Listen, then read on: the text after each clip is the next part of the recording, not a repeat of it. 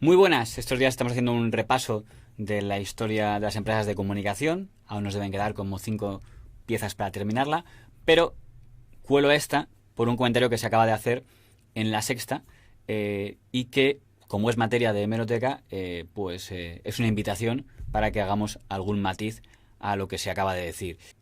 Y con esto no pretendo entrar digamos, el periodismo militante activista, no porque quiera situarme en la ambigüedad cobarde o en la equidistancia calculada, simplemente porque ya hay tantos canales de ambos lados que no creo que necesiten que haya más al respecto. Pero en este punto, lo que me interesa es que probablemente don Antonio Maestre, queriendo exponer una línea argumental que tenía bastante lógica y bastante coherencia, pues se ha venido arriba y ha dado un dato que es bastante inexacto. Ser eso. Pero Pablo Casado hablaba, por ejemplo, también del acercamiento de presos, que tiene que ver también con la negociación con Bildu, ¿no? Y se escandalizaba con ello. A veces hay que recordar simplemente datos para que no... Bueno, para que poner en contexto, ¿no?, las declaraciones de ciertos políticos. Como creo entender lo que el señor Maestre quiere decir, creo entender que el señor Maestre lo que quiere decir es que él considera que no le parece legítimo en el año 2020 que el Partido Popular se oponga a la reagrupación de presos etarras al País Vasco porque ellos hace 22 años hicieron una reagrupación de presos del País Vasco. Entonces entiende que el Partido Popular está deslegitimado para criticar un acercamiento de presos si hace 22 años un gobierno del Partido Popular hizo un reagrupamiento de presos. Es, como se ve, una línea argumental bastante lógica. Cuando Ortega Lara estaba secuestrado, repito, estando secuestrado Ortega Lara, se produjo el mayor acercamiento de presos a cárceles vascas de la historia de España. Lo realizó José María Aznar y Jaime Mayor Oreja. Cuando estaba aún secuestrado... Estaba en el fin de ETA, no buscaban entrar en España ETA. Sí, sí, a mí me parece bien. Si es que yo quiero que los derechos humanos de los presos se cumplan independientemente de cuál es el delito que haya cometido. Pero para poner en contexto las declaraciones de Pablo Casado, vuelvo a insistir, con Ortega Lara secuestrado, Aznar y Mayor Oreja realizaron el mayor acercamiento de presos de ETA a cárceles vascas. Creo que ha dado bastante claro que el señor Maestre está diciendo que durante el secuestro de Ortega Lara se produjo un acercamiento de presos masivo. Y ya de por sí, al propio señor Maestre, si pensara con lógica la línea argumental que está estableciendo, encontraría que hay una contradicción argumental, que es ¿qué motivó el secuestro del señor Ortega Lara? Algo que la familia Ortega Lara tendrá muy presente.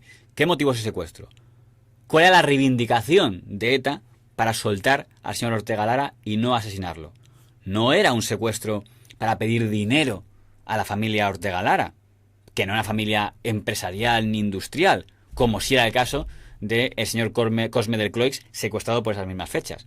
El secuestro del señor Ortega Lara a comienzos del año 1996 se debía expresamente a una reivindicación política, que era precisamente la reagrupación de presos etarras al País Vasco. Y dado que el señor Ortega Lara no fue liberado por ETA, la conclusión lógica que cualquiera tendría que sacar es que si no fue liberado por ETA es porque no se cumplió la reivindicación que ETA puso para liberarlo. Luego, por tanto, es imposible que durante el secuestro se produjera una reagrupación de presos etarras a las cárceles del País Vasco, porque eso hubiera sido cumplir la exigencia de ETA y, en consecuencia, el señor Ortega Lara tendría que haber sido liberado. Cuando se cumplían sus reivindicaciones, ETA liberaba a los secuestrados. Cuando pagó la familia de Cosme de Croix, le liberó. Cuando pagó la familia de Emiliano Revilla, le liberó. Porque a una banda que extorsiona le interesa bastante demostrar que si pagas, cumple para que así lo hagan los siguientes secuestrados. De la misma manera, el Estado no estaba interesado en ceder al chantaje de una reivindicación política penitenciaria, porque si cedían en ese momento por un secuestro, a la siguiente reivindicación volvería a haber otro secuestro. Ya había habido un secuestro por parte de una organización terrorista que pedía una reivindicación política del entorno de ETA, que era el secuestro del capitán de farmacia, señor Martín Barrios, cuando acaba de llegar el gobierno del señor Felipe González. Y no cedieron, y el señor Martín Barrios fue asesinado. De igual manera, el gobierno al que le tocó el secuestro de Ortega Lara, que fue por unos meses al gobierno de Felipe González y por otros tantos al gobierno de José María Aznar, entendieron que no debían ceder a eso para que no se repitiera ese modus operandi por parte de ETA. De hecho, miembros de la familia Ortega Lara sí querían y le pedían al gobierno del Partido Popular que por favor negociara, que qué le costaba reagrupar a los presos tal, y el gobierno no quiso. Y la primera frase que dijo el señor Ortega Lara cuando fue liberado el 1 de julio de 1997, y fue portada en todos los medios, cuando se reúne con el ministro, señor Mayoreja, ese Ortega Lara que ha estado bajo la tortura de secuestro en un zulo y que ha pensado hasta en suicidarse, pero cuando habla con el ministro, lo que le dice es: entiendo que su gobierno no haya negociado. Buena noticia, Cosme del Cló, el abogado Cosme del Cló, ha sido liberado esta madrugada. 232 días de secuestro que finalizaban a la 1:15 de la madrugada. Pero hay más, segunda formidable noticia, la liberación de José Antonio Ortega Lara, que permanecía en manos de ETA desde hace 532 jornadas.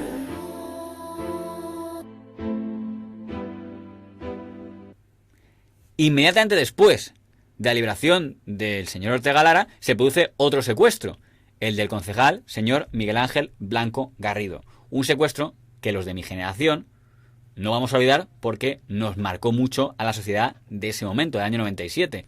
Y sospecho que al señor Maestre, que debe ser de una generación similar a la mía, también le debió marcar bastante. Y la reivindicación era: si en 48 horas no acercáis a los presos de ETA al País Vasco, en 48 horas asesinamos a el señor Miguel Ángel Blanco Garrido. El Estado no cedió al chantaje, por segunda vez, se negó a reagrupar y por eso Miguel Ángel Blanco Garrido fue asesinado. Por tanto, por una cuestión de pura lógica hemerotequil al señor Maestre, si el 1 de julio finaliza el secuestro del señor Ortega Lara, que es liberado por la policía, y en julio de ese mismo año, 1997, es asesinado el señor Miguel Ángel Blanco Garrido por el argumento de ETA de que le asesinan porque el Estado se ha negado a reagrupar a los presos etarras al País Vasco, ¿cómo podía ser si durante el secuestro de Ortega Lara, según el señor Maestre, se haya producido el mayor acercamiento de presos de ETA de la historia? Entonces no habría habido secuestro ni asesinato de Miguel Ángel Blanco Garrido. Entendemos por qué hay una incoherencia argumental. ¿Cuál es la clave del problema del señor Maestre? Que se ha confundido de fechas. Obviamente, el reagrupamiento de presos del que habla no se produjo durante el secuestro de Ortega Lara, es decir, no se produjo entre 1996 enero y julio de 1997, que es el tiempo que duró el cautiverio del señor Ortega Lara. Se produjo en el año 1999. ¿Por qué? ¿Qué había pasado en ese periodo de tiempo? En el año 1998, ETA ofrece una tregua que ellos llaman indefinida, aunque luego no lo será, y entonces el gobierno de don José María Aznar, del Partido Popular, aunque luego se arrepienta, aunque luego reniegue de todo ello, lo cierto es que en el año 1998 apostó por explorar la vía de si podía haber un final dialogado, un final negociado de la organización terrorista ETA. Y ese proceso incluyó un montón de declaraciones del gobierno del señor Aznar diciendo que estaban dispuestos a ser generosos con ETA. Nosotros no tenemos el archivo de A3 Media a nuestra disposición. Probablemente el señor Maestre, dado que colabora con A3 Media, sí lo pueda tener. Así que no tendrá ningún problema en encontrar declaraciones del señor Aznar y otros dirigentes del Partido Popular diciendo que estaban dispuestos a ser generosos con la banda terrorista ETA. ¿Y qué quiere decir generosos? La paz no tiene precio, pero la paz sí tiene la determinación del trabajo por ella y tiene claramente la determinación de facilitar cosas, de ser generoso y de tener un espíritu abierto y una mano tendida a que esa situación de paz pueda consolidarse y podamos disfrutar todos de ella. Y entiéndase bien, la ley se va a cumplir siempre y en un Estado de Derecho la ley se cumplirá siempre, pero el espíritu tiene que ser un espíritu, como digo, abierto y generoso.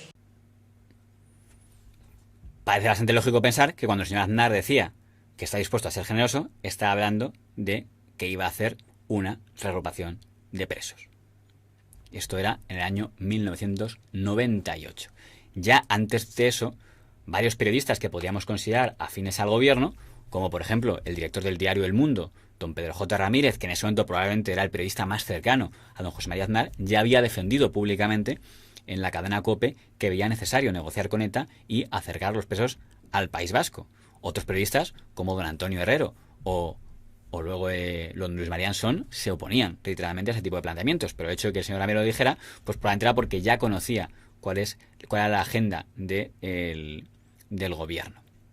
Ya en diciembre de ese año, en 1998, el gobierno de Aznar ordena que todos los presos de ETA que están fuera de la península ibérica, es decir, en cárceles de Baleares, de Canarias, de Ceuta y de Melilla, entren dentro de la península, para que estén un poquito menos lejos.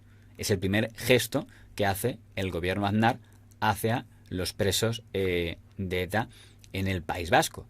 Un gesto que en ese momento el entorno Abertzale y también el nacionalismo vasco consideró insuficiente, porque no los estaba reagrupando al País Vasco, lo estaba considerando, digamos, como unas migajas. Nos acerca un poco, pero eso todavía es como poco, ¿no? Así no existe ningún preso vinculado a la organización ETA fuera de la península. Todos los presos que había en las islas han sido trasladados a la península. Todos. Esto, insisto, en diciembre del año 1998.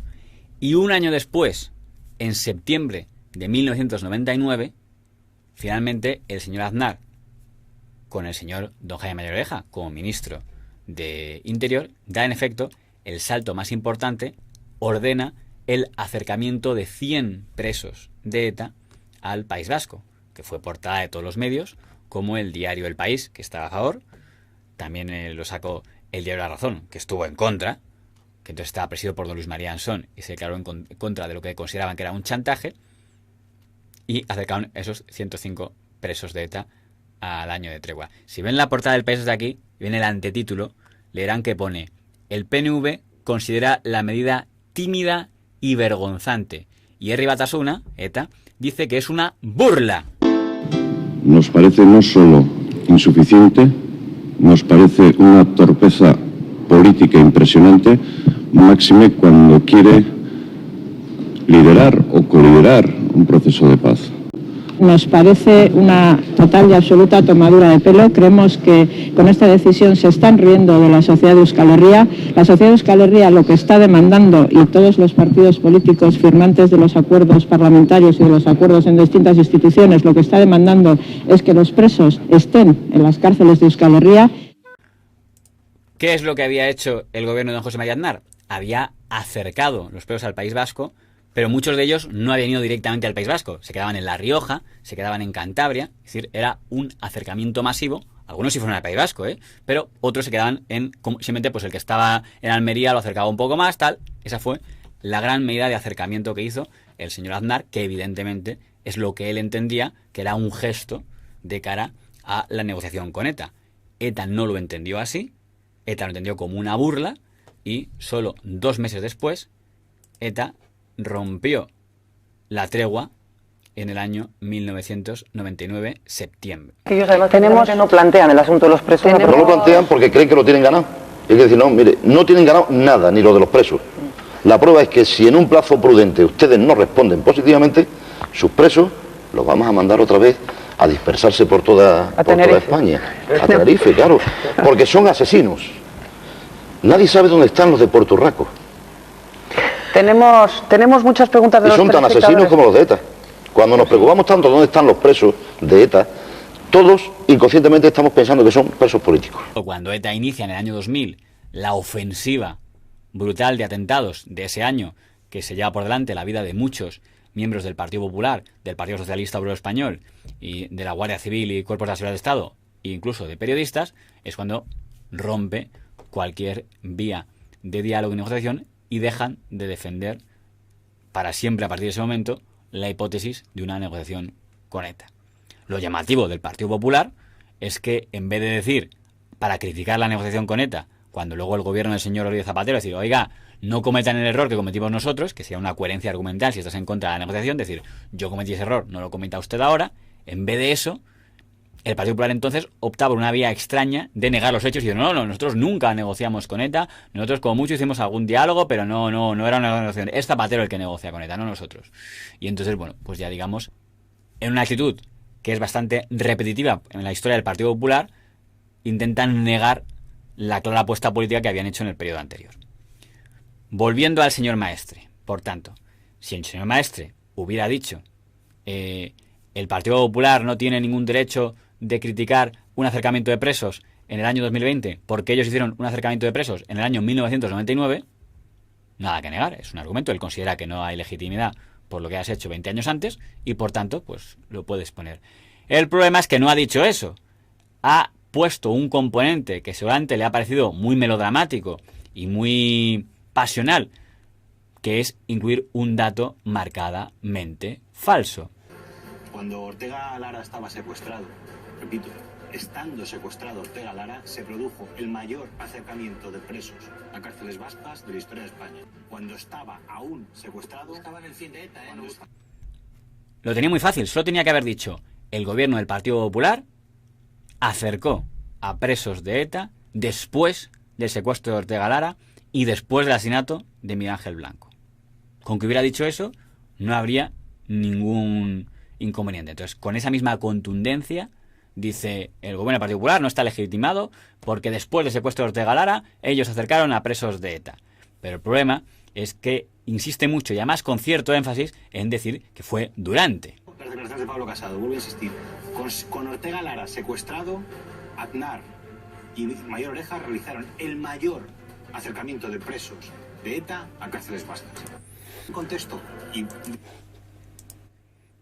poner en contexto es poner en fechas, que es lo contrario de lo que has hecho, porque tú has cambiado las fechas. Durante es entre 1996 y 1997.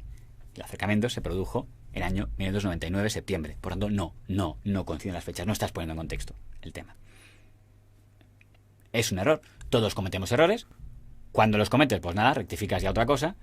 Y lo único es que los enemigos del señor Maestre podrán decir, si pone ese énfasis que pueden dar a entender que lo está haciendo porque está convencido y lo tiene requete verificado, cuando en el fondo está dando datos que no tiene verificados y que seguramente está hablando de oídas, pues habrá que poner en cuarentena cada afirmación rotunda que haga el señor Maestre. Bueno, eso se lo dijo a los enemigos del señor Maestre, como si por otro lado también no se cometieran pifias, ¿no? Pero estos días en los que todos los tertulianos pueden tener un móvil y revisar ahí un poco algún dato y alguna fecha, y que hay hemerotecas como la nuestra, pero hay otras que confirman fechas, pues echar una mirada un poco antes de decir el dato para estar seguro de que no te has colado, pues evitaría este tipo de errores.